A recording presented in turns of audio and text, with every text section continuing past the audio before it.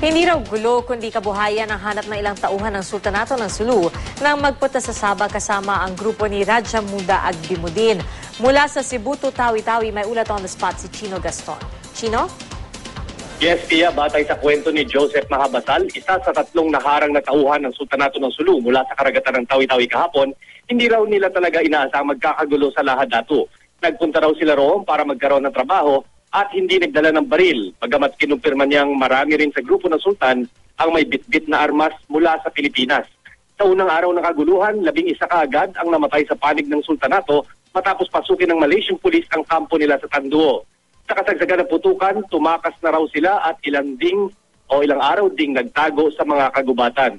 Pero hindi masagot ng tatlo kung kanino ang 45 caliber pistol na nakuha mula sa kanilang bangka nang sila'y maharang ng Philippine Coast Guard kahapon.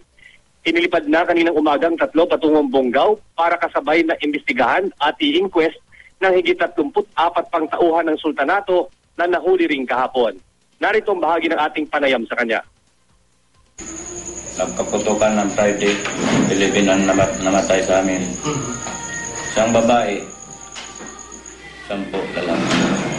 Yun ang naalam ko. Ano yun? Nagmamarcha lang kayo? Paano nangyari? Silang nagpaputok sa amin. Pasok sila sa area namin. Tumago na kami.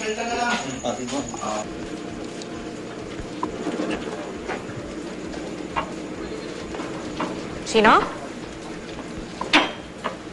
Alright, maraming salamat sa'yo, Chino Gaston.